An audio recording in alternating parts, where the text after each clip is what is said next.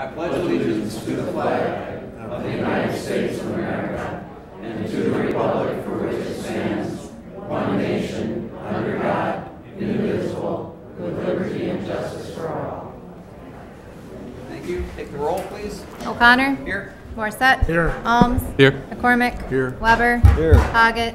Here. Hall. Here.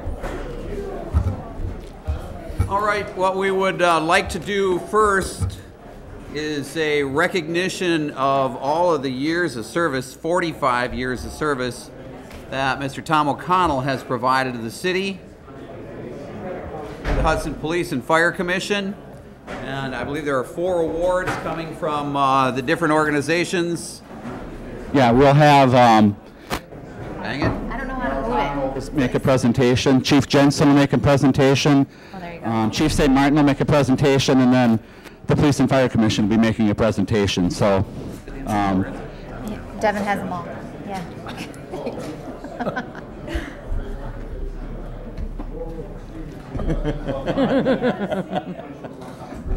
so I'll have the Police and Fire Commission come up first.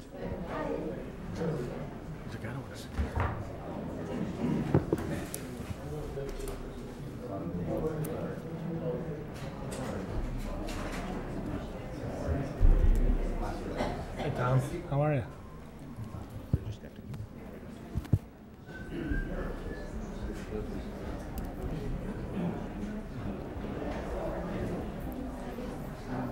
Evening, Tom.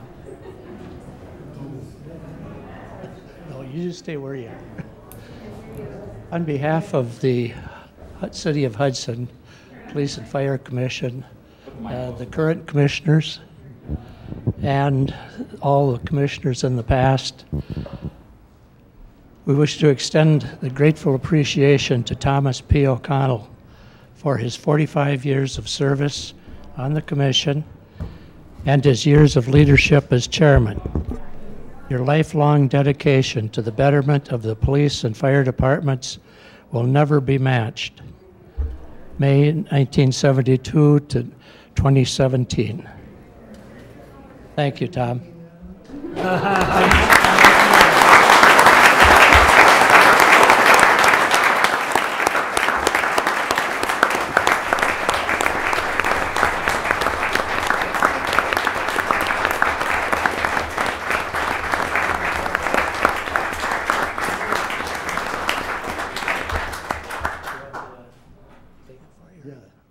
Take it back.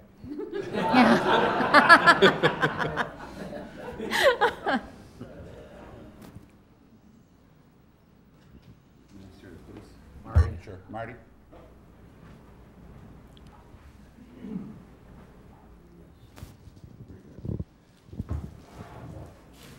Thank you, Tom. I know we've done this one time before, but I got in trouble for not doing it publicly, so we're going to do it again. All right? From the officers of the police department to Tom O'Connell for 45 years of dedicated service to the Hudson Police and Fire Commission from 1971 to 2017. We have a police officer's badge and a chief's badge on there along with our patch for those that can't see that. So we want to make sure that you recognize all the work you've done because you've hired me 3 times. No, you didn't fire me. You hired me 3 times. So, but congratulations.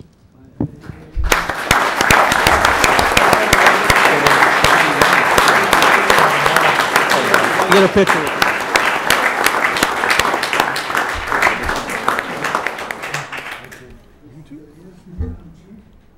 What now? Does it say you're the chief? Well, if you can get that badge off, you can. All right. Thanks. Marty, it's beautiful. It's going to look great in his garage. We can put this one in the front room. Anyway, thanks, Tom. On behalf of the Hudson Fire Department, we just acknowledge you. You hired each and every one of the 41 members we have today, and a lot of their relatives and a lot of retired people, so really thanks a lot for that. So the City of Hudson Fire Department recognizes Tom O'Connell for 45 years of dedicated service. In appreciation, we'd like to acknowledge your hard work, loyalty, and dedication with the Police and Fire Commission, 1972 to 2017. Thank you very much.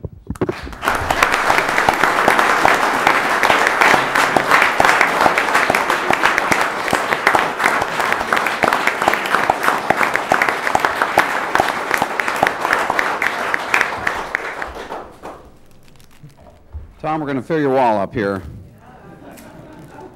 From the City of Hudson Appreciation Award to Thomas P. O'Connell, in grateful recognition of your outstanding efforts and 45 years of exemplary service as a member and as chairman of the Hudson Police and Fire Commission, May 1972 to May 2017. Thank you for all your dedication and hard work, Tom. We really appreciate it.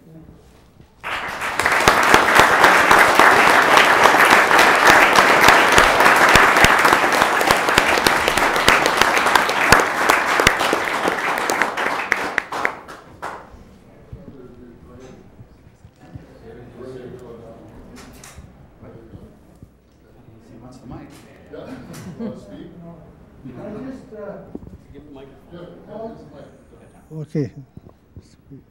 I just want to thank everybody over the years, what we've had, and the terrific departments we've had, and the chiefs. So it's been committee work. Committee work when you hire a chief, no matter what department. So I thank everybody and letting me be part of the City of Hudson. Grateful. I got...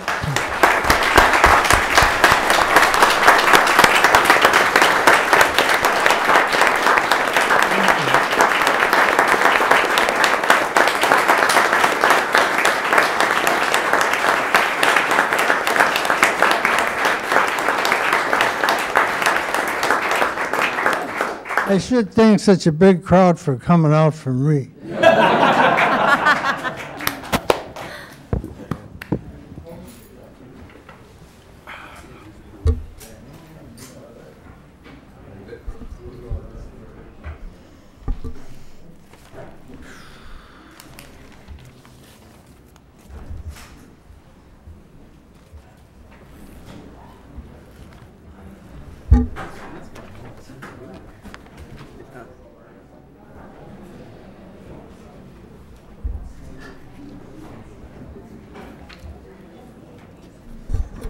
Okay, so the next part of the agenda is citizen comments, and I did want to point out that as a rule, we have not taken citizen comments for things that are on the agenda.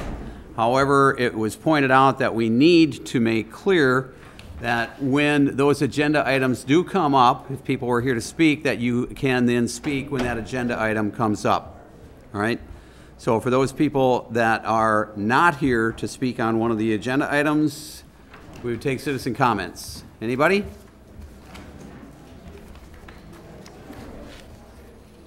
Yes. So if we want to speak on an agenda item, we wait? Is that Right, yes. Okay. Thank you for helping clarify that. So, Just put it, hold it for. so, yeah, and, I have something to pass out, is that cool? yeah, that's fine. And then, you know, when you get back to the mic, identify yourself when you're addressed. Sure.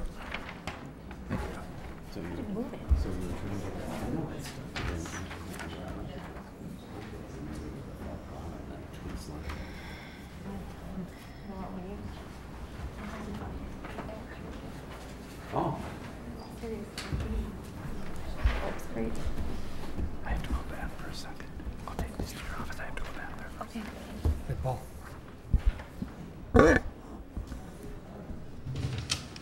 Good evening, City Council, Honorable Mayor. I don't want to take up too much of your time, If you would. but I want, oh yes, my name is Paul Burning and I am a resident of the City of Hudson. I live at 1806 Trillium Way, and tonight I have put in front of you a resolution, and it is a resolution that I think the City Council and this governing body should take a serious consideration of. We're a city and a state and nation of laws. We want our law enforcement officers to know that we stand with them in enforcing such laws. There is some concern as to what's going on, not only at a national level, but some things that are going on at the state level that could affect the city, and then also at the county level. And we want to see if the City Council would be willing to step up and send a message showing that we stand behind the safety of our citizens, and also in regards to respect to federal immigration laws. So we want to make sure that Hudson as a whole, as a municipal body, is free and clear of any impact that could happen because of current legislation that is at the state level, and also some things that are happening at the county level. So if you don't mind, I'd like to read the resolution as it is, or as how I've put it together. So this is a proposed resolution of the City Council of Hudson, Wisconsin, to ensure that Hudson does not become engaged in sanctuary status if St. Croix County declares such status. Whereas it is and has been the policy and practice of the City of Hudson, Wisconsin, to welcome all legal persons, including protected classes. Whereas it is and has been the policy and practice of Hudson to allow law enforcement to enforce all federal and state laws. Whereas it is and has been the policy and practice of Hudson to allow law enforcement to fully comply with U.S. Code Section 1373, and Hudson also expects the citizens to be vigilant in notifying law enforcement of any illegal or unlawful activity without obstruction. Whereas members of the St. Croix County Board of Supervisors have indicated a desire to designate St. Croix County as a sanctuary county, and whereas Hudson receives tax revenue generated from the hospitality industry, which a portion currently flows through to St. Croix County. Now, therefore, be resolved by the City Council of the City of Hudson, Wisconsin, that 1, Hudson shall remain a welcoming community to all legal persons. 2, Hudson is committed to supporting enforcement of the laws at the federal, state, and local level for ensuring the safety of such legal persons. Hudson affirms intent to comply with U.S. Section Code 1373, and furthermore pledges active efforts to encourage citizens to assist law enforcement. Hudson hereby states intention of withholding support of St. Croix County in the event it proclaims sanctuary status. Number 5, in the event St. Croix County should proclaim sanctuary county status, Hudson reserves the right to withhold room tax or other revenue funds as necessary. Be it resolved that the City of Hudson declares itself to be a welcoming community of law and order on whatever day you so choose. So I ask that you take this into consideration and put it into the agenda at some point in time to be discussed and voted on. And that's all I have, unless you have questions for me. But that's all I got. Short and sweet. Pardon me?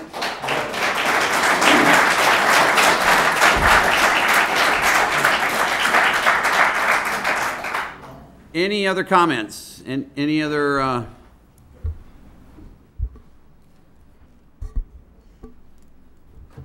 Just two things. One is just a follow-up to the information I provided to the mayor and to the members of the city council regarding the dark store concerns on property tax. And I just haven't heard any response, and it was a couple months ago that I had sent out the county's resolution, which I think has gotten bipartisan support throughout the state. But I think that our city would be very adversely affected by that legislation, or without protective legislation, because we have so many of our large big box stores here that if they were to all of a sudden reduce their property tax levy to that which would be paid by a vacant store, that would have a huge impact on every resident, including me. So it'd be a shift from those big box stores' property tax levies, of which we have many, over to the residences or to the small business owners or to even the manufacturing businesses. And there's efforts throughout the state to fight against this. And I know that the county acted on it back in May, and I respectfully submit that the city request that the city also engage in some review of that legislation and perhaps make a motion, a support of legislation that would stop the dark store phenomena. If you have questions about that, you can contact me. I've already provided you a lot of information about it, and I gave you all a copy right out of the Wisconsin Counties Association magazine. I'm sorry, I forgot to identify myself. I'm Roy Schoberg, City of Hudson, 1108 Vine Street. That's one thing. The other thing, just a short little, my wife asked me, how are the goats doing? So I think we're waiting for a determination by our city attorney there. Meanwhile, the buckthorn is growing ferociously in my yard. So we need the goats, so please let us bring them back. Thank you all. Thank you. Any other comments? Any other comments? Any other comments? Okay, we'll close that portion of the agenda. Discussion of possible action on consent agenda items.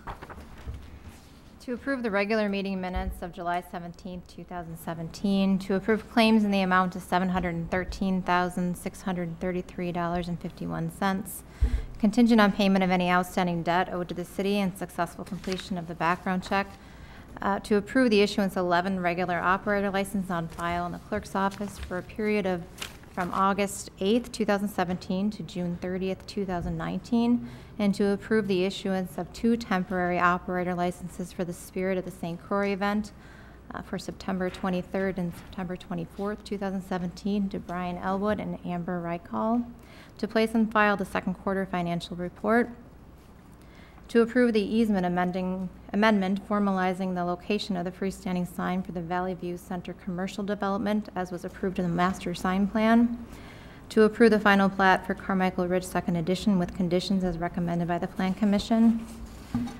To approve the certified survey map extraterritorial subdivision review for James E. Rush Jacobs. To approve the extension of a 3-year lease agreement with St. Croix Rowing Club to include recommendations made by the Public Works Committee, including a $100 per month rental fee increase and a clause that the city may terminate the lease upon a 90-day written notice, and to proceed with the painting of 50 parking stalls in the downtown area and to reallocate funds from the park utility for the labor and materials as recommended by the Public Works Committee. Move for approval. Second. Motion second for approval. One quick thing on the rowing club that the payment months start April 1st. That was Finance Committee added that. Correct? Wasn't that the date? Yeah, 2018, yeah. Okay, roll call. Morissette. Yes. Alms. Yes. McCormick. Yes. Weber. Yes. Hoggett. Yes. Hall. Yes. Okay, motion's approved. Discussion and possible action on transfer of license from premise to another premise for Team 3 Investments LLC doing business as Lucky's Wine and Spirits.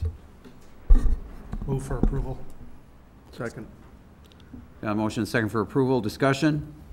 Can we Yes. get a more exact location than, I drove by looking for that address and can't identify where this is going to be. They're actually here in attendance. Yeah, please come up, identify yourself at the microphone. 706 19th Hi, Street. my name is Debbie Erickson, and the old location is right next to the bowling alley, Oh, okay. and the new location is going to be 19th Street, which is the Century 21 building as we know it. So that's the So it difference. is in that building? Yes. Okay. Okay, Any other questions? anybody else? Thank you. I'm sorry, did we have a motion on that? Yes, you did. Okay, motion second. All right, further discussion? All those in favor? Aye. Opposed? Motion's approved. Discussion and possible action on the dog park. We referred that back so no action on that. Discussion and possible action to appoint Joyce Hall as liaison between EMS Commission and Public Safety Committee. It was my intention to have Joyce be the kind of the go-between, and I don't know if we needed formal action on it or not. Okay, That's all we were asking. do we need formal action? We can do Well, it. what are you talking about? For her to be involved. No, just a liaison between the Right. two. Yeah, that's fine. Without, You should have a motion on it. okay, all right. If you want So to I'll have move- some communication. Yeah, I'll between move the that commission. Joyce be the liaison for the EMS Commission, Public Safety. So she would just be a non-voting liaison on Correct. EMS. Okay, Second. got a motion second. Discussion? All those in favor? Aye. Opposed? Motion's approved. Discussion and possible action on ordinance 12-17, appointed official title change. Currently in the ordinance, and I don't know how far back it is before my time, the title was finance officer.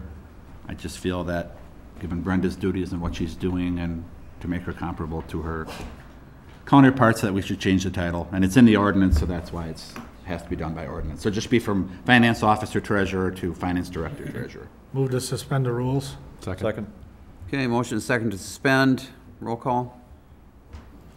Morissette. Yes. Helms. Yes. McCormick. Yes. Said yes, okay, I didn't hear you say it, I'm sorry. Weber. Yes. Hoggett. Yes. Hall. Yes. Okay, motion's approved. Move to adopt ordinance 12-17. Second. Got a motion second for approval. Discussion? All those in favor? Aye. Opposed? Motion's approved. Discussion and possible action on purchase of fire trucks that have been bonded for.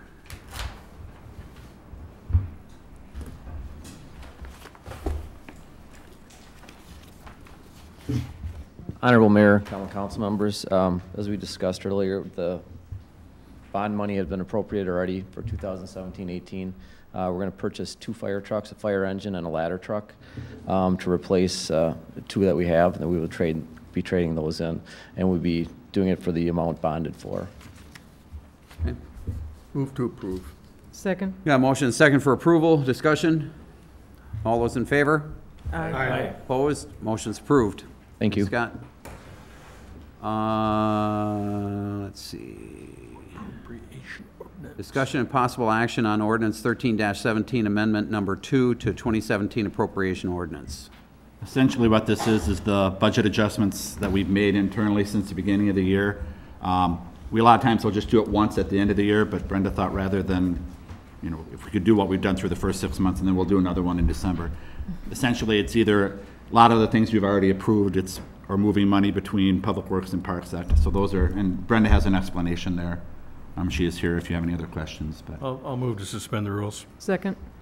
Motion is second to suspend. Roll call. Morissette. Yes. Helms. Yes. McCormick. Yes. Weber. Yes. Hoggett. Yes. Hall. Yes. Motion's approved. Rules are suspended. Move to approve ordinance 13-17. Second. Got a motion and second to approve. Discussion? All those in favor? Aye. Opposed? Motion's approved. Discussion on resolution number 17-15, a resolution to endorse and implement an inclusion statement and plan within the city limits, of the city of Hudson, Wisconsin. Anybody?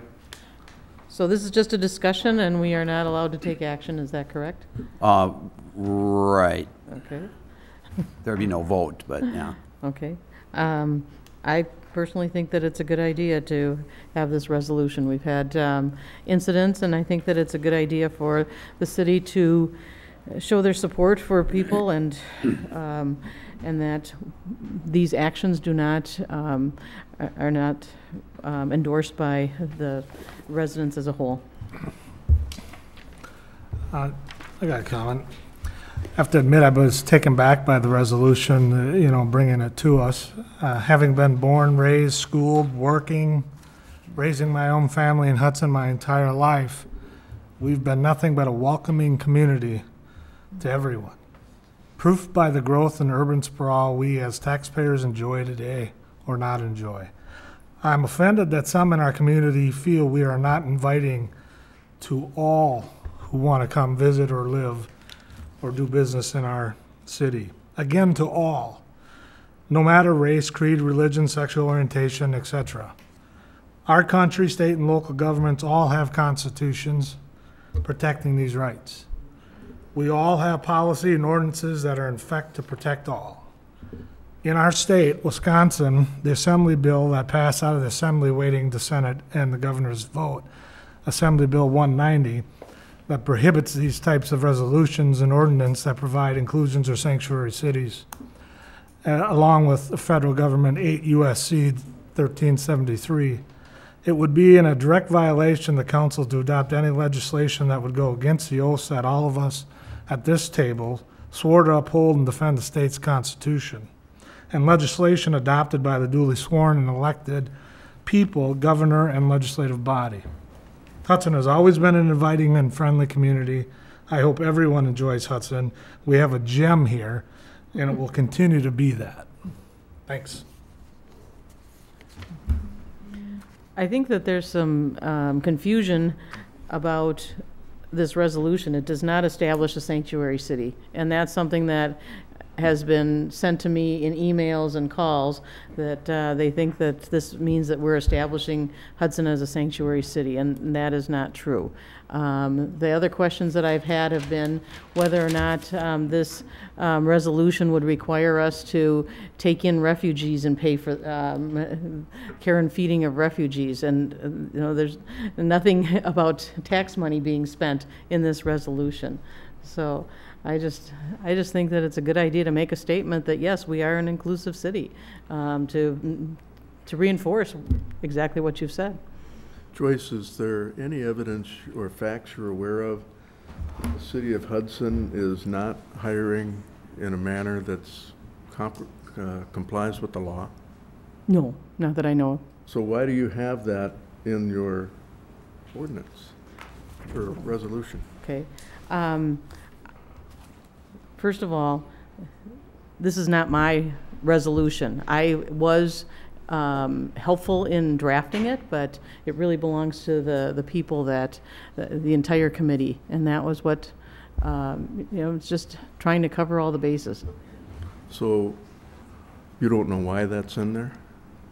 Well, I think that it's something that is, my interpretation is that it's something that the city should be aware of going forward. We do have that in our employee handbook. We meet all of the legal requirements of what language we're required to have. Are you aware of any facts that the civil rights of any citizen or visitor to Hudson has been violated? No, but the incidents of the flags being stolen and flags being burned. Ladies and gentlemen, you need to stop. You'll have an opportunity if you'd like to speak. Thank you. Sorry, Joyce. These are not indicative of the people of Hudson, and I think that this resolution lays that out and says, no, we do not condone these actions. Who's the committee? They can introduce themselves. I'm sorry? They could introduce themselves. Tony Bull is the person who has chaired the committee, and his daughter Yasha has been a big part of the committee, so I'll let him speak to that. You don't need to speak. I just want to know who you are. That's all. Hi, I'm Tony Bull. I'm a resident at, where am I? 724th Street, here in downtown Hudson. My daughter Yasha as well. We did have several incidents in this city that made it to the news and the media that showed a certain attitude in Hudson that wasn't as welcoming. The desecration of LGBT flags, the harassment of a high schooler who wears a hijab, and of course the refugee method had threats in it. When people were trying to help, it wasn't a safe environment. Those are the responses that are getting a community to want to say, how can we be more welcoming? How can we do some things that are reinforcing it? Like saying the Pledge of Allegiance, it's a focusing opportunity, a way of creating a commitment, and that's what we believe this will do. I think my question was, who's on the committee? I can answer that. There is it's a community committee. We had 5 different meetings that came together. Will you raise your hand if you've attended one of our community meetings? Or are here in support of the inclusion resolution?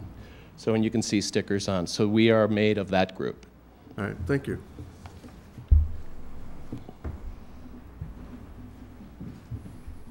Anybody else? Kathy, anything?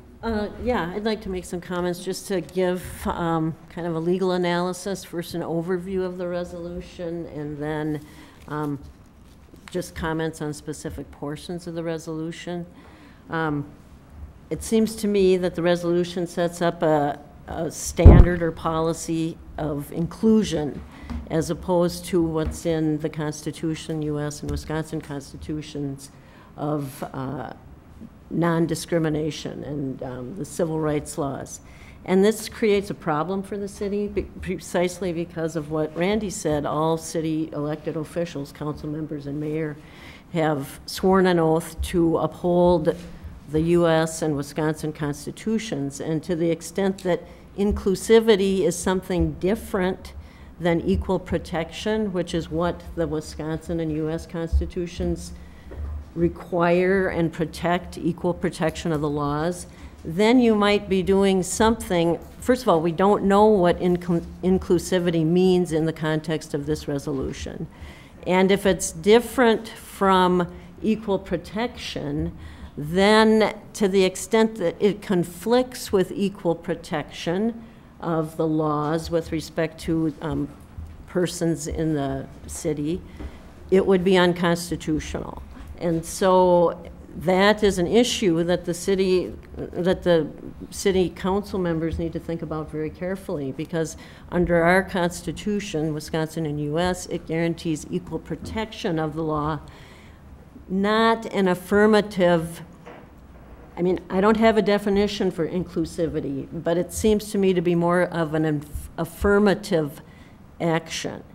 And when the resolution was handed out at the last meeting, and even within the context of the resolution, it says it's intended to be an active resolution. I'm not sure what that means, but it leads me to believe that there will be certain steps that this resolution will be used to say, okay, now we want this in implementing the resolution. And it's not clear at this point what action steps those would be.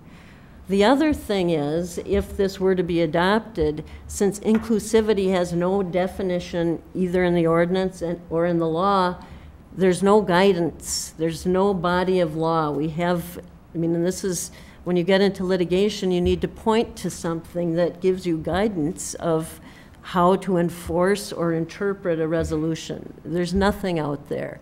And you are required to act in accordance with the Constitution. We have a body of law that tells you what those words like equal protection, freedom of speech, freedom of liberty, or freedom of religious liberty, that type of thing. There's a whole body of law that guides the council in carrying out its duties with respect to those constitutional principles. There isn't anything for inclusivity. Similarly, as Randy said, there's the Constitution, and then there's a whole set of federal and state laws that protect against, there's fair employment laws, fair employment or fair housing laws, and anti-discrimination or non-discrimination laws with respect to housing. There's a whole system of agencies that are designed, and that's their role in enforcing those laws. So if the city were going to adopt something like this and then take steps to implement it as it really states in the resolution, my question would be, is the city going to start enforcing this concept of inclusivity? And if so, how is it going to do that? And there's no real law to guide the city. And it's a cost item. I mean, if the city's going to get into litigation in enforcing this type of resolution or any ordinance that is adopted implementing this resolution, there's going to be a cost associated with that. And then you have to ask yourself, is it necessary given the state and federal system for protecting these rights? The other thing is the city does have, as the city administrator stated, it has an equal employment opportunity statement in its personnel handbook. It affirmatively states that hiring and all employment decisions will be made based on merit, ability, and qualifications for the position, not on any protected class. It states an intent and obligation to comply with all the laws protecting against discrimination on all these protected classifications. So that's already in the city personnel policy.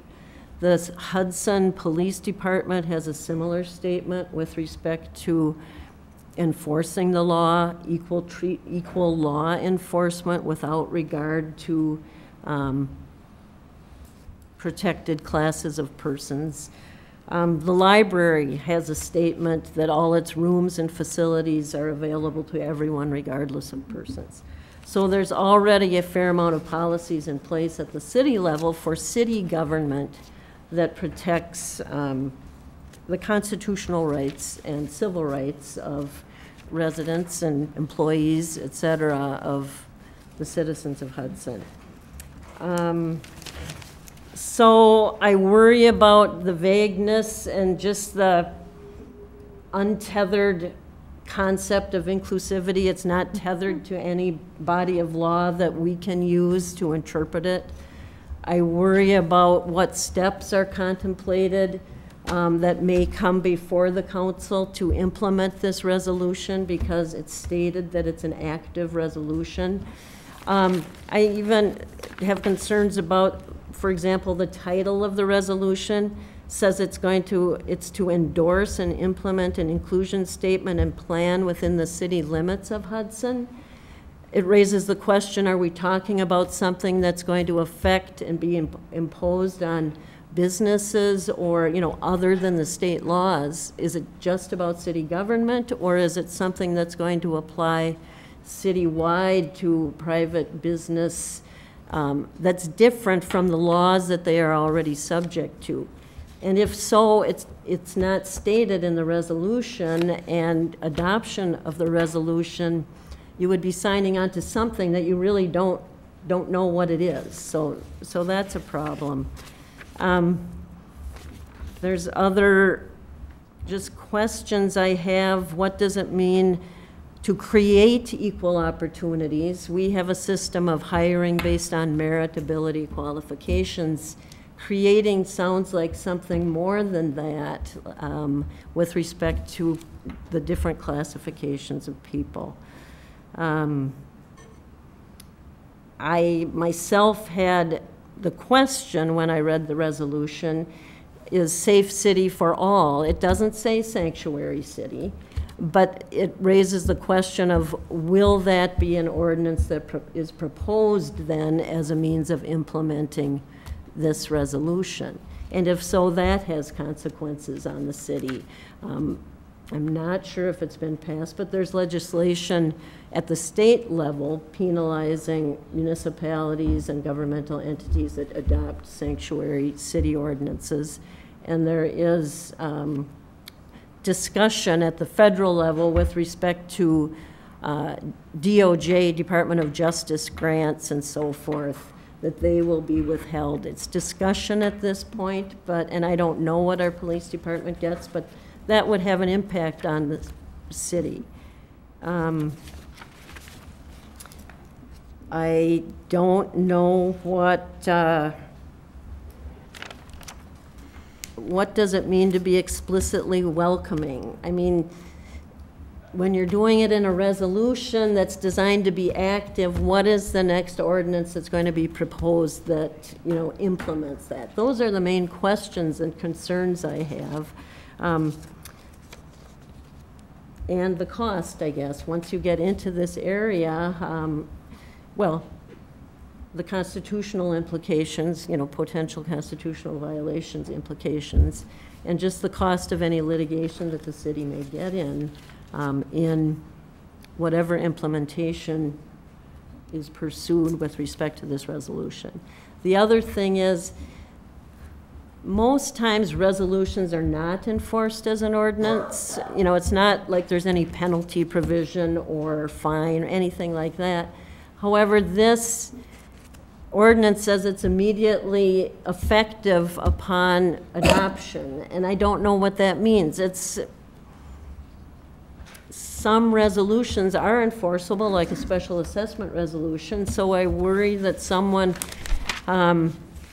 would use just the resolution as it is as a basis for making a claim against the city. It's just so unknown. And in my view, with the state and federal system and the constitutional system and the policies in place, I don't know that it's necessary, and it opens up a Pandora's box of legal issues. Yes. Thank you, Catherine. You're welcome.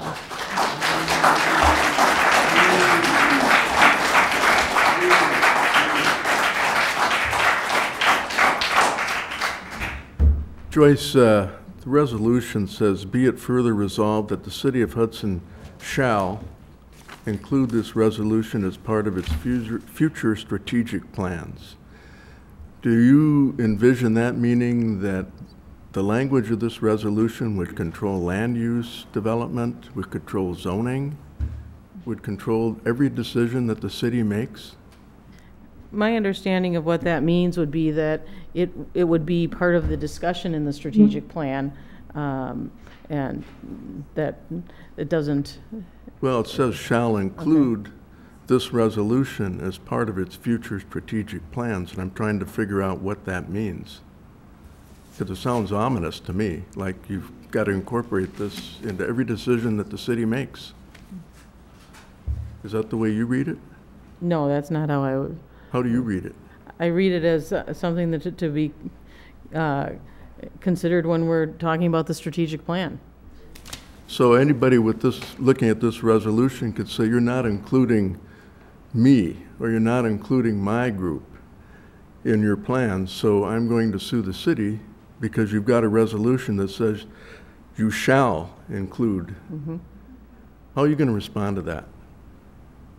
Well, thank you for your comments, and you know, that's not how I read it, and so it's good to hear some other interpretations, because you know, that's part of discussing the possibilities.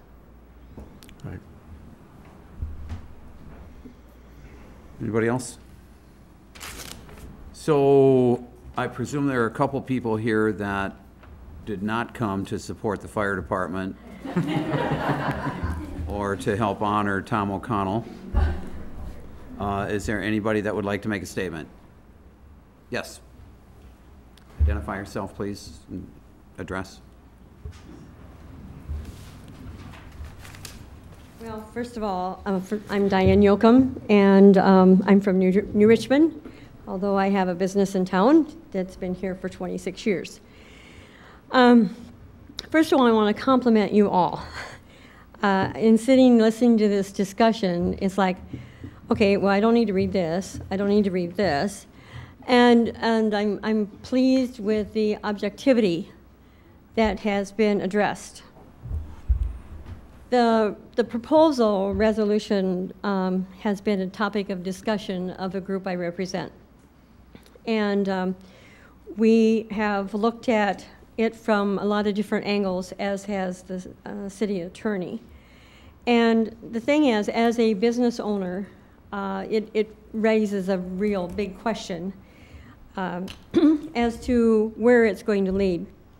So according to the proposed resolution, it insinuated, first of all, that Hudson residents and businesses are not inclusive, that they are discriminatory in their hiring practices and providing services, therefore violating the state and federal laws against such discrimination.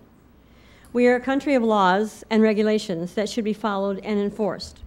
Personally and professionally, I take offense to the statement that accusing me of breaking the law as a business owner.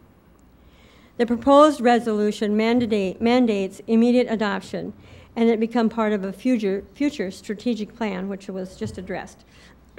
Leaves the law, it leaves the door open on a wide variety of issues. It resembles a scenario you have to pass it before you know what's in it. What is the long-term strategic plan? How will this resolution affect and impact the future and picture of our community? And once adopted, it will become policy. What is that policy going to look like? Who will be negatively affected? There are reasons not to adopt the proposed resolution. Specifically, many have been mentioned, the fact that there's already on the books that you can't discriminate, both federal and state.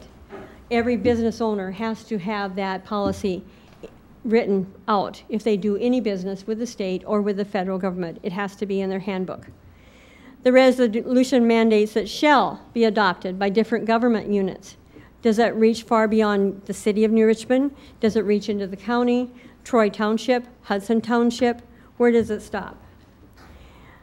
Assembly Bill 190 specifically states and prohibits a city, village, town, county from enacting or enforcing an ordinance, a resolution, or a policy that prohibits the enforcement of a federal or state law relating to illegal aliens or ascertaining whether an individual has satisfactory immigration status. That is in the Congress right now. Adoption of the resolution, which is targeted to become a policy, requires enforcement and consequences. Who and what will that entail? With this proposal, will it be used to limit free speech, accuse people of hate speech or hate thought because they have a difference of opinion? A recent letter to the editor criticized someone for having a Confederate flag in the back of a pickup and stating that this does not represent his Hudson. What does this person's Hudson look like? I have a Packers sticker on my car. What if someone says this does not represent my Hudson? I also have an American flag with a cross sticker on my car. Does that pass the test of representation?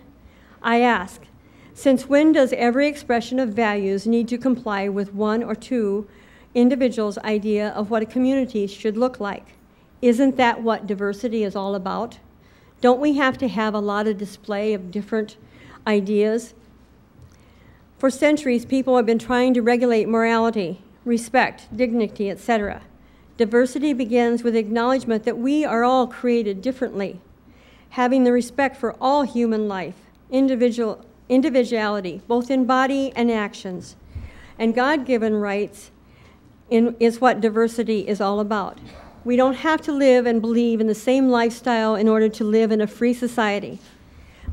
By voting down this resolution, it allows us time to discuss it, although it sounds now that there's a lot of different legal situations that would not allow the passage of this resolution. I thank you for your time and for your consideration and for your objectivity. Thank you, Diane.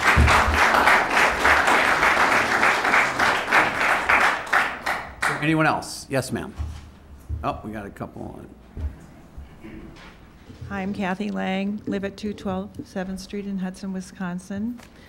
I want to address the group that is here supporting the resolution mostly. When I moved to Hudson, I was 10 years old. I was not born here. And I want to tell you, it wasn't easy.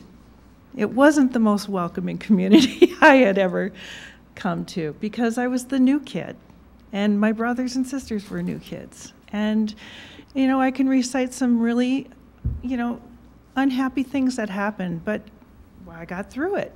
You grow up, you learn, you forgive, you move on. I mean, adversity is a part of life.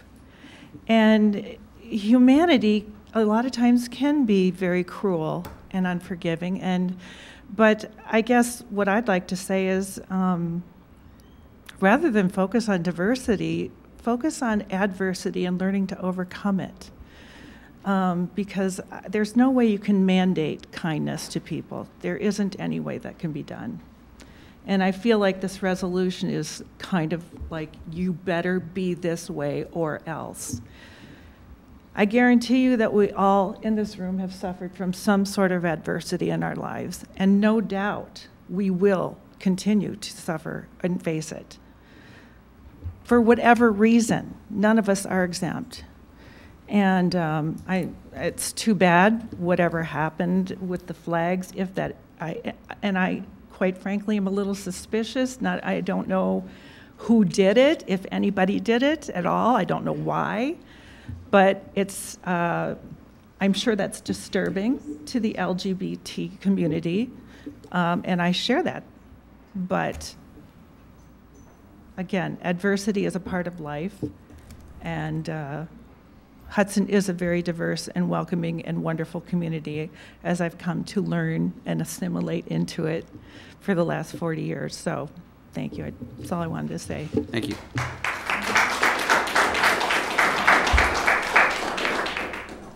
Is there anyone else? Nope. My name is Darla Myers. I'm from the St. Joseph Township. I actually have half of this chopped out because of the attorney's comments, but I wrote this well before I knew she was going to speak. So I would just like to say my experiences relating to some intimidation and harassment as a pro-lifer. when someone tore off my pro-life bumper sticker and gave me the middle finger and hurled expletives and threatened intimidation and harassment, I don't go to Hudson City Hall to try to implement laws that already exist against vandalism or vile people disturbed by the truth of abortion. I could file a police report and let the legal system take over to try to find the person who committed the crime, and I would pray for their eternal souls. When someone dumped a pile of used electronics in my ditch, I didn't demand St. Joseph Township implement a resolution protecting me as a pro-lifer. If this so-called inclusion resolution passes, protecting the listed groups in the so-called inclusion resolution, you can be assured I will return to you asking for the same resolution, only changing it to those who self-identify as pro-lifers as needing extra protection. I paid for copies of the police reports from the claimed vandalism of personal property here in Hudson.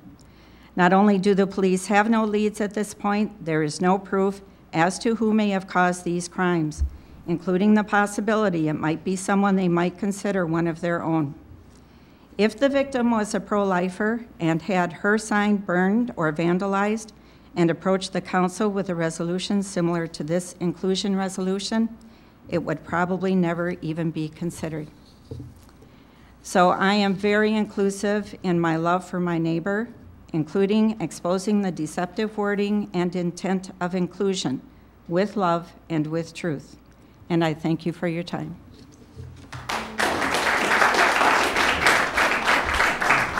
Thank you. Dick? Thank you. My name is Dick Pearson from Hudson. I hope you all take the advice of the city attorney. Think before you act. Costs and whatever. I'd like to just mention a couple of things. What I've heard is this kind of all came about because some guy had a Confederate flag and rainbow flags were stolen or vandalized or whatever. I'd like to say we've had a hay rack sign out on exit 4, one of our farm fields. We've had that out there for maybe 15, 18 years or so. Every year they come around, they destroy it. They put pictures and letters and words and whatever that you wouldn't want to show your mother, your daughters, your wives, whoever. What do? We don't go to the city, ask for a resolution. We get out there within a day or two and rebuild it to let those people know, because there are nut jobs on both sides, that no, they're not going to intimidate us. We go back out and put the sign up again. Again, I'd like to just say this is totally unneeded, uncalled for, and all I see is a layer of government, and as the city attorney said, more cost involved, more litigation.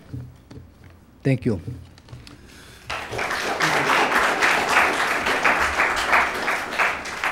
Yes. Hi, Welcome I'm Yasha Boy. I live at 724th Street, and I am a rising junior at our local high school. So you said that adversity is a fact of life. Well, that is true. I run our school's Gender Sexuality Alliance, and I'm also involved with our diversity club. I am close friends with children of many minorities. Kids who are LGBTQ, come from Hispanic or African American backgrounds. These kids face daily slurs, daily bullying, daily harassment. There are kids in our community who feel unsafe every time they walk into our public buildings. It is true that adversity is inherent to life, but that does not mean it should ever be allowed for. It is inherent to life, and that we must fight it. And I would certainly like to think, as a teenager who will likely live in this community for a very long time, that our values will encourage us to reach towards kindness, reach actively towards open arms, rather than simply sitting back and allowing people to face adversity that could scar them for the rest of their lives. I know that may be simply a moral value, but I think it is very important to hear in the face of this inclusion resolution. Thank you. Thank you.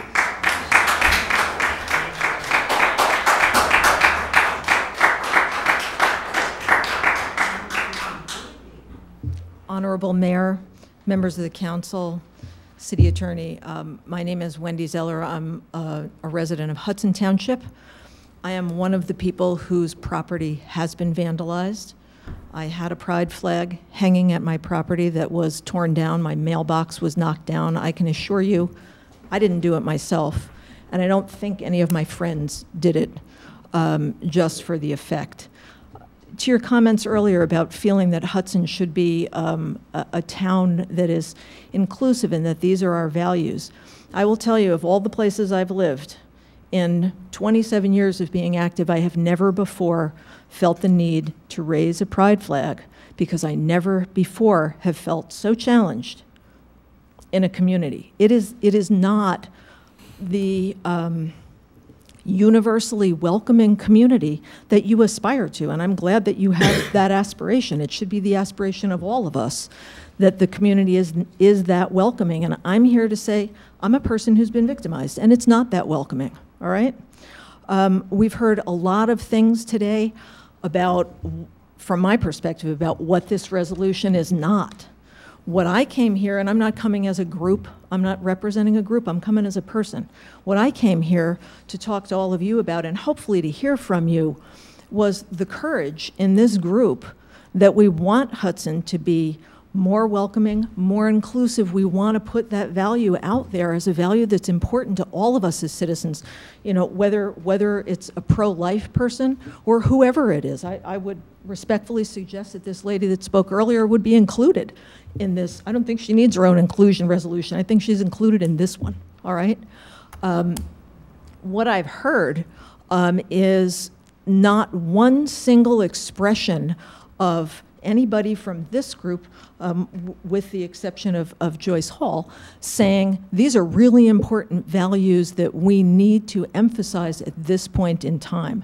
What I hear is a lot of mincing of words and dicing of words, and sure, the legal language can be worked out and addressed, but what I came here to hear from you is that, yes, we want this to be a really supportive community, and we understand that there's work that could be done, and I haven't heard that from this group, by and large.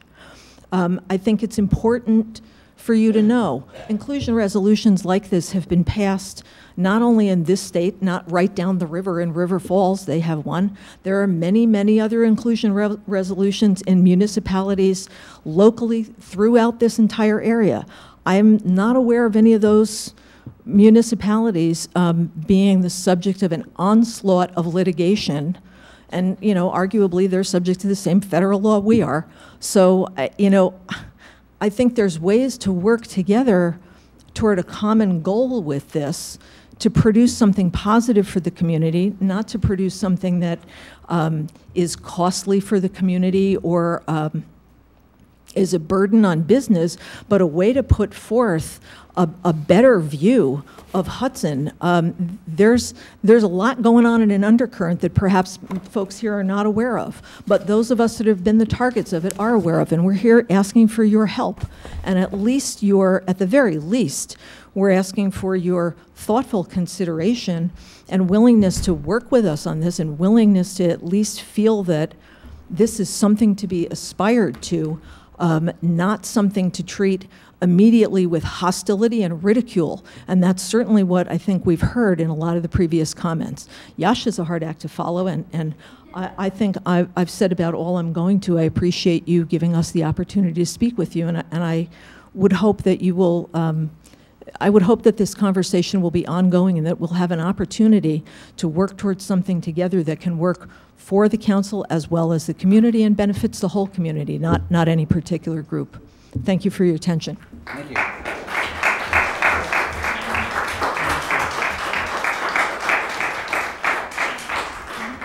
My name is Petrona Melgarejo, and I live in Kinnikinnick Township, and it's hard for me to be here because you don't know, you don't walk in my shoes.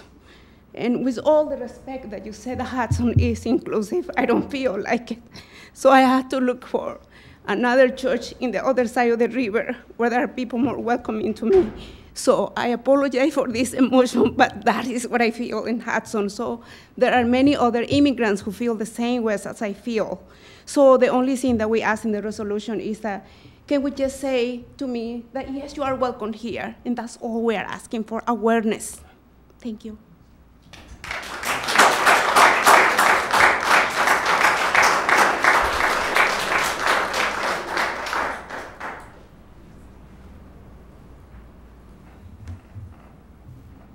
Good evening. I'm Ken Bayless of Hudson. I'm here to oppose the passing of this resolution until such time as we have a better understanding of both the legal and the financial ramifications. Okay. Thank you.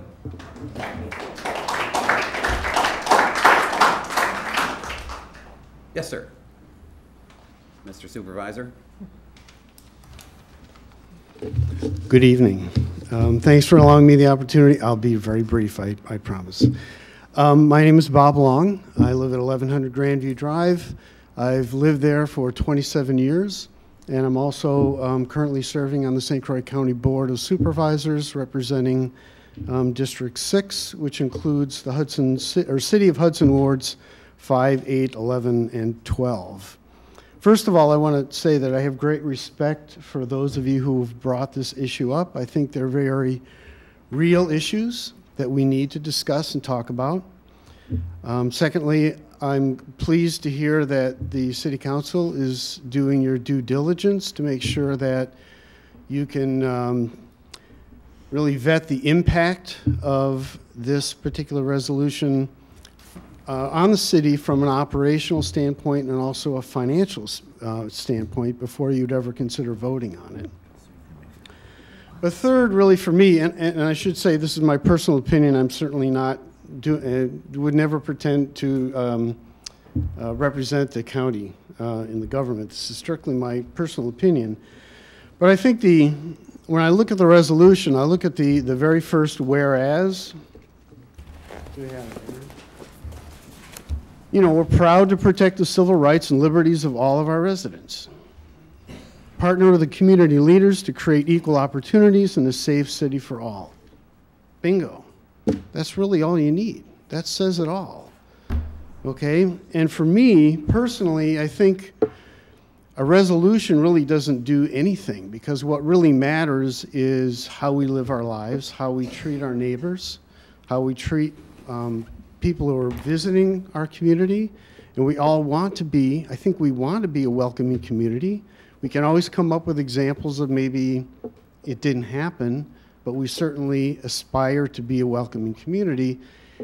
And I don't know that a written resolution is going to make a difference. We need to make a difference as a community in the way we treat people, and a resolution is not really going to make any difference. Resolution is just documenting our core values and our beliefs, and all of a sudden that's going to have a ripple effect. And next time you're going to have another resolution. Well, what about these values? What about these? What about this group? And it's just going to have, it's a very slippery slope, and you're going to have an avalanche of all these resolutions doing all this documentation, and it's not really going to do any good. So I would really suggest to you that it's okay to continue your due diligence, but it's okay to table this resolution because I really don't believe that piece of paper is really going to do much good at all, and it has a lot to do more with our community and making sure that we're discussing these issues and bringing some of these other problems to light so we have opportunities to resolve them in the right ways other than a written resolution. Thank you very much.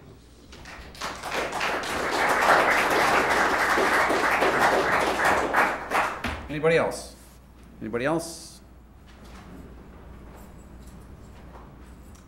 Hi, Liz Malanafi, Hudson resident for 18 years. And I think we just really need to think about diversity in our city. We are not a diverse city. We might be a little bit socioeconomically diverse. We might be a little religiously diverse. We might be a little racially and culturally diverse, but we are not a diverse city. The people who are a minority in this city, and it's none of you in this room, hardly at all, possibly one or two, do not understand what it's like to live in a city where you are different, very different, and a minority. My son is gay. He has been since he was born. It was not a choice. And he grew up on the East Coast, and when we moved here, it was very difficult for him because it is Packers, Vikings, sports culture. Thank God for the FIPS and the really strong arts program at the high school.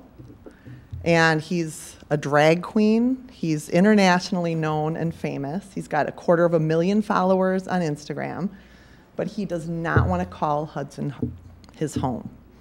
He is embarrassed to call it his home. He will say he's from here, but he calls Portsmouth, New Hampshire his home because living here was so difficult for him.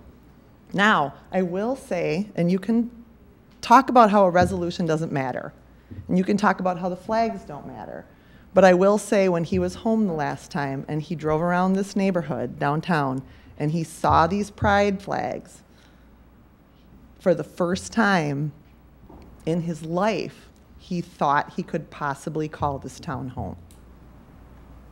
And that made me very happy because I love Hudson. I love contributing my time and my effort, working with the kids and the children and the adults and the seniors of Hudson. I've poured my heart into this community. And I think this inclusion resolution simply says, it doesn't say we need to spend a bunch of money on a bunch of litigation. There are cities all over the country that have done this, and they're no smarter or better or more progressive than we are. Why can't we do this? I don't understand that. And the very bottom line for me is that I'm a Christian. I'm a Christian. And the very bottom line for me is treat others as you would like to be treated, love others as you love yourself. That's all there is. And I know there are Christians in this room. I know there are a lot of them. And I've heard them call me and my children their enemies because we had different beliefs. And the very bottom line, again, is love is the law. Love is the law. Everything else, my friends, everything else is a false god. Everything else is a false god. So if you're going to talk about litigation and you're going to talk about worrying about people, you know, filing lawsuits and this, love is the law for everyone. Thank you.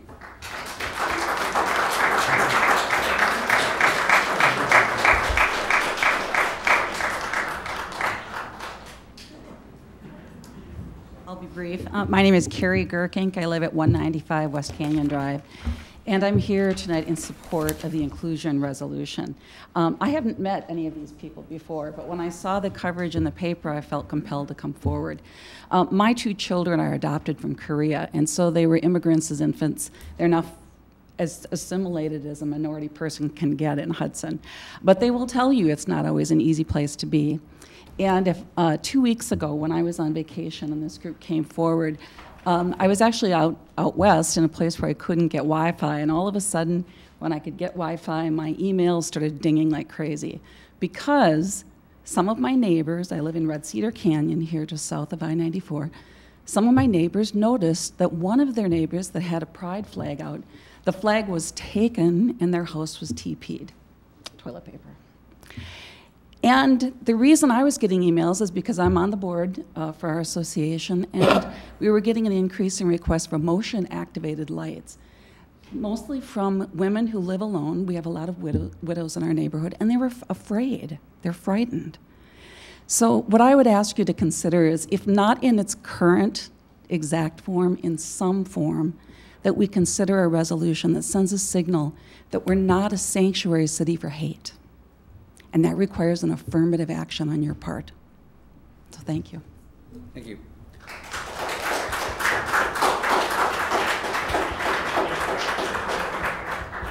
Hi, my name is Sarah Gottfried, and I am a new resident of North Hudson, just moved in 2 months ago with my wife. And I can say that I know that it's a welcoming community. Actually, we love it here.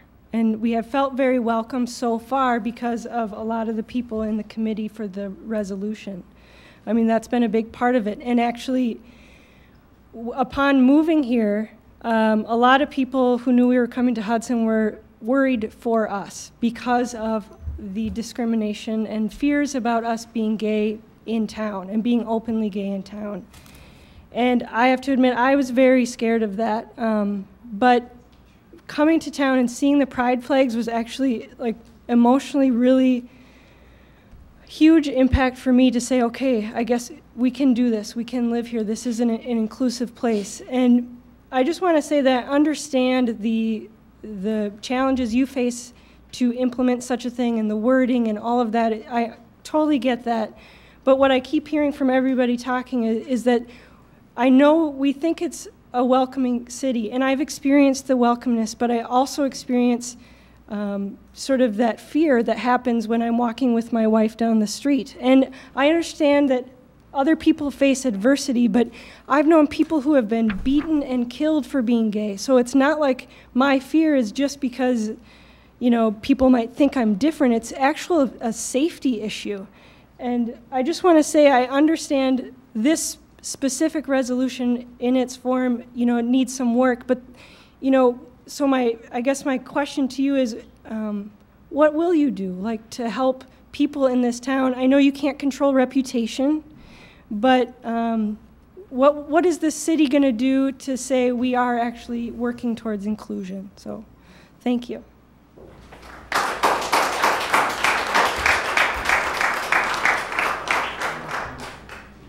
Hi, I'm Kaylin Brown, and I am her wife.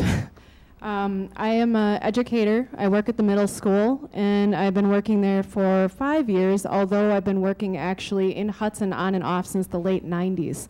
I've seen this community from a long time ago as a teenager, starting college, all the way up through now almost 40 years old, and choosing to move to North Hudson after much debate for the very reasons that my wife just stated. I am fortunate to work in a community of people that are very accepting, if not tolerant, but accepting, supportive, kind, and compassionate, and that is the reason that we are here.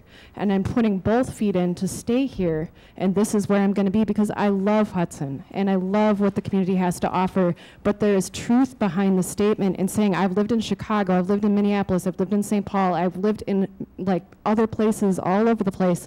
Hudson does have a reputation that is not deniable as being not always inclusive. So like my wife was saying, it's more posing the question as to what can we do to create the atmosphere.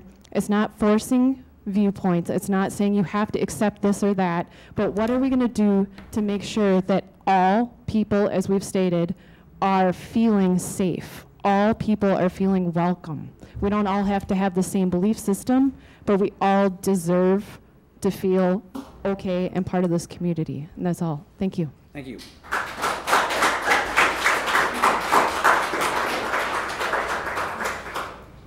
Thanks for listening tonight. My name is Paul DeZiel. I'm at 1108 Laurel Avenue here in Hudson. I was a person that organized what's known as the Love Marches downtown Hudson. We started in mid-November, and we've had 7 marches. We marched when it was 11 degrees one day. It was pretty cold. We had students. We had parents. Our oldest marcher was 82 years old. Our youngest was 4. That was my son. The reason we were marching is to say we're putting on a welcoming face, an authentic welcoming face. We want everyone to be welcome here, whether they're a liberal or conservative, whether they're gay or straight, whether they're young or old, black or white. We just want people to feel welcome. I just have to say this, I'm a Catholic school teacher and a youth minister. I work for the Catholic Church. I'm not a lawyer, so I can't address many of the concerns that were raised from the legal portion tonight. I appreciate some of your thoughts. But what I would say is the issue is real. The sentiments are obviously real, the witnesses we've heard today. I would challenge you guys to think more about this, and I would say don't be glued to the resolution as printed. Don't be glued to it. Be creative. My guess is you guys have better legal background than I do. You can probably come up with a better resolution. that can talk about the need we're trying to get at inclusivity with some of the concerns you have. So what I would say is keep going, keep moving forward, keep the dialogue going. We may come out with a much better product a few more months down the road. But I would say don't push it aside, because I just think it's a really, really important thing, especially when you consider on the national scene what's happening. We just need to stand up and say, we're saying no to hate, and we're a town that's going to say no to hate. And I think that's why I'm here tonight. Thank you. Thank you. Kathy, you want to wrap it up? Kathy.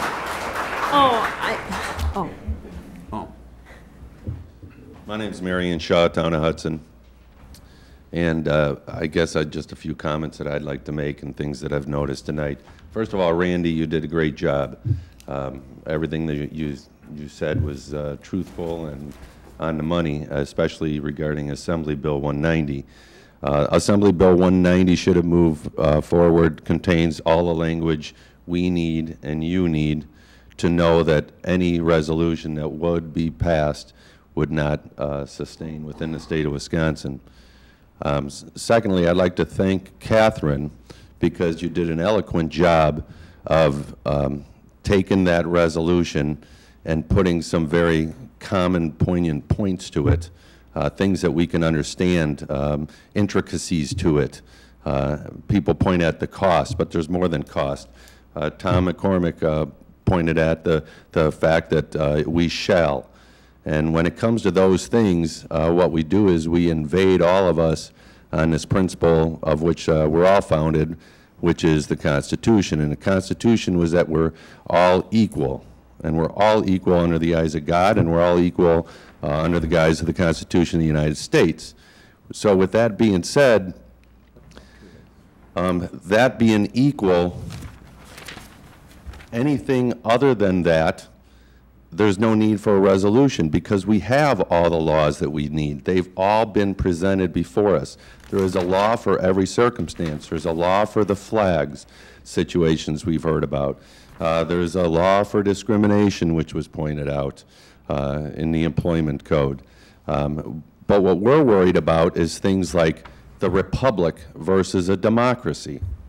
And in a republic, which we are, it's different than a democracy. The situation that you're facing tonight as a council is a democracy. And what that's going to say is that when 51% of you vote for that resolution, the other 49% of us are voiceless.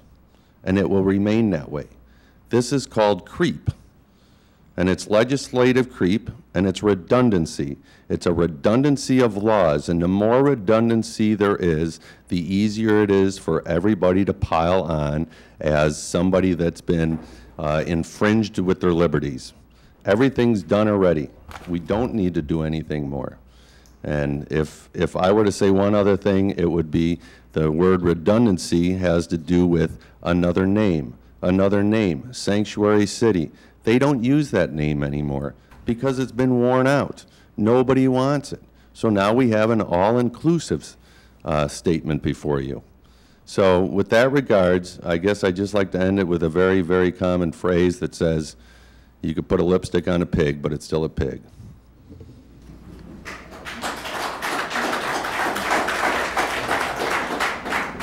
I'm Deborah Monican from 200 7th Street North in North Hudson. I've been a resident for 34 years. I remember coming to Hudson, and it was a very small city then, and we would drive through, and it was pretty well closed by 6 p.m., and we had the debates about whether we were going to open on Thursday nights. My question, when I joined this committee, because I have watched on so many different issues, not just the flag issue, but for instance, when the issue of refugees came in, suddenly it was that these people were going to create Sharia law. So whenever there has been something that has anything to do with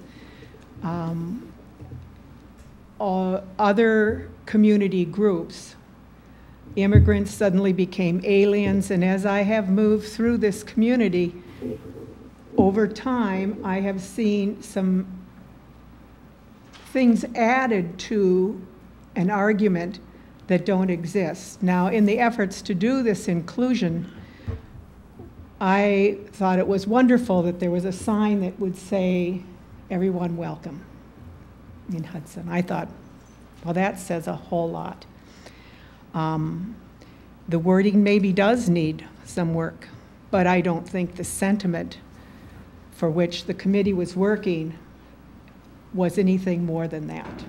And I would hope that the council would work hard to use that effort and not include sentiments that were not intended, like that it's going to be a sanctuary city, or that it is going to create Sharia law, or that there aren't a lot of nice people in Hudson already, or that we can't make a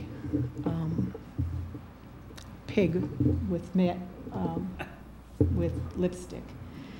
I think the intention is just simply to try to say to anybody that came in here, if they are a minority, if they are elderly, if they are Down syndrome, that when they read that sign, they know that they are welcome in Hudson. And if it's another way that we can do this so that it doesn't look like it's going to create any legal conundrums, I think that would be wonderful if the group can work that way. Thank you.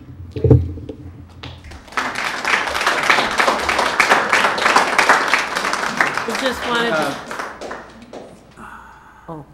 One more speaker, and then Catherine's going to wrap this up. Oh. Thanks, Rich. I'm Phil Kataski, 1123 4th Street. I guess what I see or hear and hearing and all that stuff is we should get rid of the idea of inclusivity. I can't even say the word, but being inclusive, and just say everybody be made to be good and honest and pure of heart and Christian. Oh, no, sorry, atheists can't do that. But this idea of trying to legislate our morality is absolutely ridiculous. You can't do it, it won't work, it won't help at all.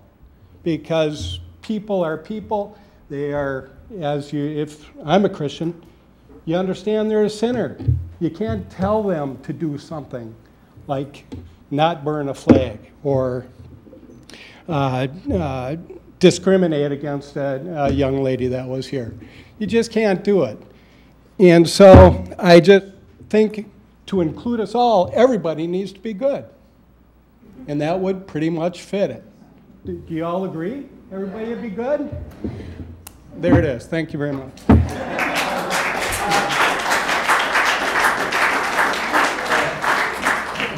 This is just a point of information. The River Falls Ordinance was mentioned, and I do have a copy of that. That was adopted in 2007, and at that time, National League of Cities had some sort of program partnership for inclusion. And that is what River Falls resolution kind of says, yes, we will be part of this National League of Cities partners for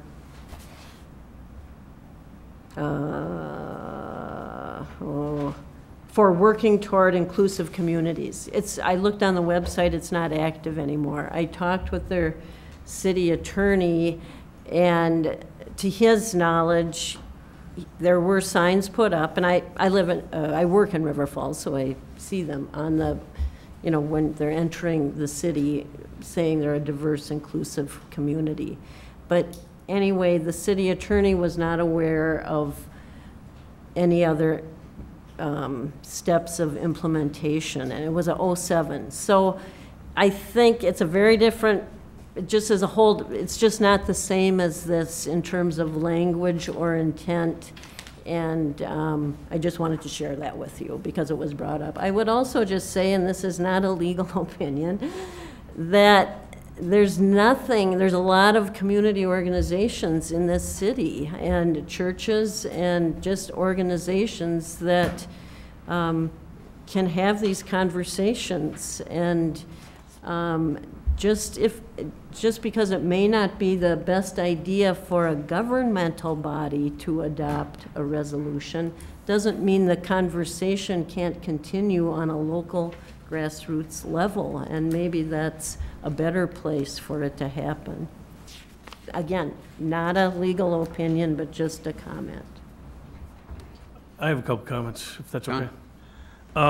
First and foremost, as we sit here and are presented with these things, I guess for me, I appreciate the spirit of this.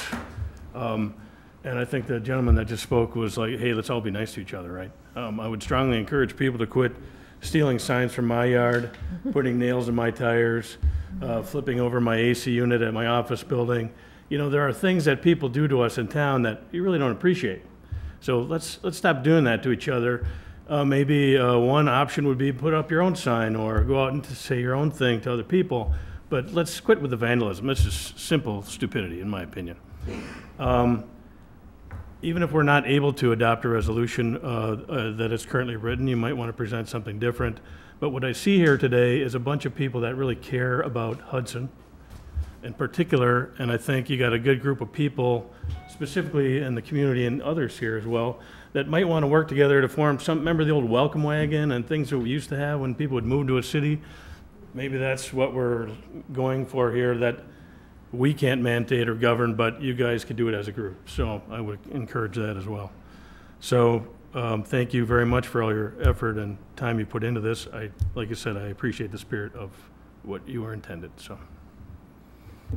Thanks, John. Anybody else? Yeah, I'd like to say a couple things. First of all, I think I'm really glad that this brought about this discussion, and I think we need to look at it above the local groups. We really need to be looking at it on a unified basis as a community. We really want to be welcoming. And I remember when I moved to this area a long time ago, I did not consider Hudson at all because of its reputation. And I did move here in the area about 25 years, 30 years ago because it did change. But there's still room for more change and that we can welcome more people. This room is not very diverse. This council is not very diverse. You know, so we really don't appreciate, perhaps, the people who are discriminated against. And we have laws in this country, but there's a tone right now in this country that maybe we don't have to obey all those laws. Maybe we can get away with bullying. Maybe we can get away with some of the abuse that you read about it in the paper every day. There's a tone that things there's just not as much respect for each other as we used to have. And that really needs to change. And we may not be able to legislate that, but I think we can set the tone, say this is the kind of city that we want to have. And maybe the resolution needs some work. Maybe we don't want to look at, we're going to have enforcement of this and that, but we need to have the thoughts in it, the love that it's asking for coming from the city.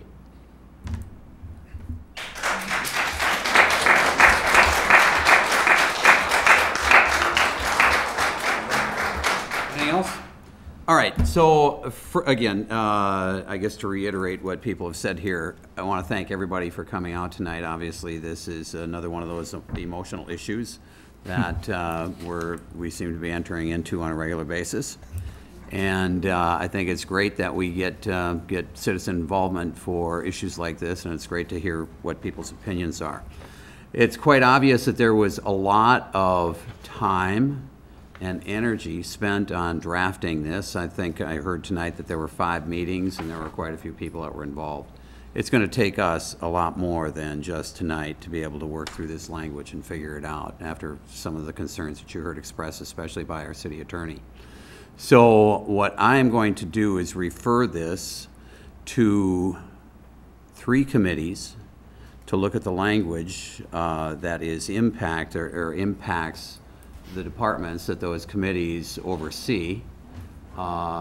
It certainly has, the resolution has implications in the public safety area, so I'm going to refer to public safety. It potentially has financial consequences. I'm going to refer to finance. And relative to the language about strategic planning and comprehensive planning, that belongs in the Plan Commission. And is there another committee that this would impact that I missed? What I would ask is that each of you look at the language over which you have purview. Within your purview for that particular committee, please don't look at language that might pertain to a different committee's purview. And so just try to confine it to the impact that it would have in the areas that you govern. And then, you know, look at it, determine if what the language would look like. If you need modification, consult with Kathy if need be, and we'll go from there. I would say, I don't know how often you guys all meet, but a couple months probably. Is that a committee meeting a month? Say October. Does that work? Okay, so that's what I'd like to do. Any comment? Okay. All right. Thank you all once again for being here. Appreciate that.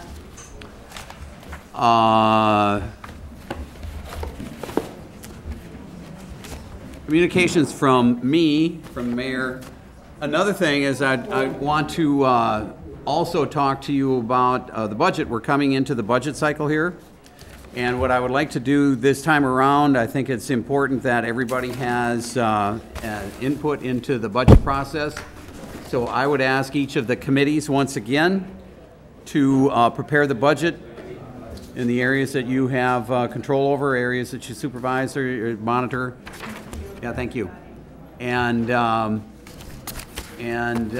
so do that, work with your respective department heads and develop the budgets for your departments and bring them back to well, work with Jennifer, I guess, and Brenda, and so get our budget together that way. So for the general fund, well, actually, Brenda works with water, wastewater, parking, general fund I work with. So the department heads have the budgets, and I know Brenda's working on getting them out to her people.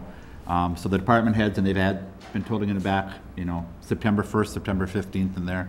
So I'll get everything put together, and then I'll distribute it out to each of the committees. Obviously, public safety would be police and fire, and certain ones fall under finance, certain funds, parks and public works. So we've started the process. I wanted to give them plenty of time to, and what I've told them to do is take last year's budget, and whatever you want to change, you need to justify and give us figures and give us numbers, and that way, you know, if you think things from last year in certain areas are fine, you can just leave them. We'll see. They may cut places. We'll have to see. But so that's where we are in the process. So we're not going to get cars next year. I don't make those decisions, John.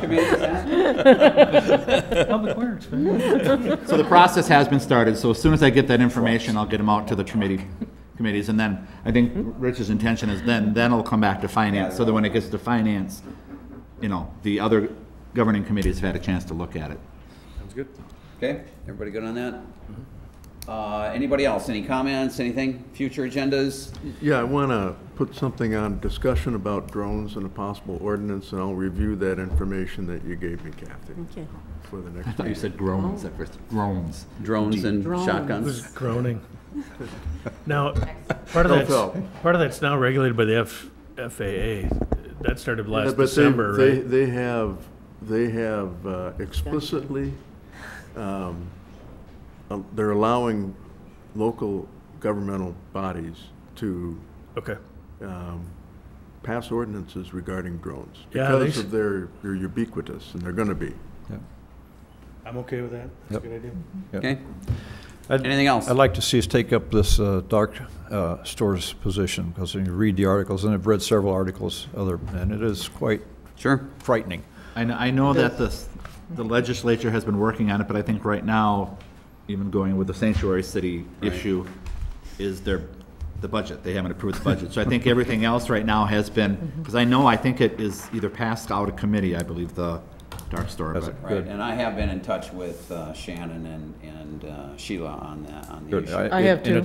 I would assume it's a matter of us supporting it, saying, hey, this is really. And we haven't had enough of resolutions yet, haven't you?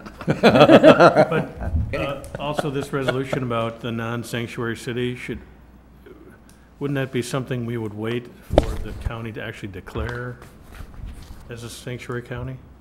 Why would we do anything unless it was already? Paul mentioned it, public comments. Well, I guess, I have not been in the practice of not allowing things on an agenda. I guess I'd have to take a look at this a little bit closer. I don't know like the other one. if we want to wait or not. So I guess I leave that up to you. How's that? All right. I think what we can do, though, is staff-wise, we can check and see whether the Senate's going to act on it this legislative session or not. Okay. Because I think that would make a difference on what you do with it. One other thing with the budget, just so we don't say, oh, we've got plenty of time, we have to have it published down to the newspaper by about the 23rd of October. So just committee chairs keep that in mind so that you're not, oh, we'll talk about it next month kind of thing. Just so you guys keep the ball rolling on that. Yeah, we never do that. Well, I know, but because we have to have it published 15 days prior to the budget hearing, and the budget hearing is November 19th, so. Okay. Thank you. Yep. Just so everyone, finance remembers, we have board review on August 21st at 9 a.m. Mr. Chairman. We'll address that. Okay. Mr. Chairman. John is not able to attend. Okay. I got my dates mixed up, so. Okay. Are there people? I don't know if I'm allowed to escape or not. You haven't been That's late to any meetings lately. What I need to actually look up in the ordinance and determine if there's alternates. Are there alternates in place here? Well, you have to have 3. Yes. 3 of the members have to be here. We will have enough for a quorum. Right. But I'm the alternate, so if for some reason you only had 4 of you here and 2 of you couldn't do it because you had a conflict, I would be the one that would come in and serve as the 3rd member. I meant, Jennifer, are there people to present? We won't know that until they have open book is next week. Okay. You remember last year, right? Had to get that lady on the phone. And they'll make arrangements with the clerk's office. I remember. Okay. Excuse me, you said November 19th? November 20th, I'm sorry. Anybody else? Anything? I was working on next year.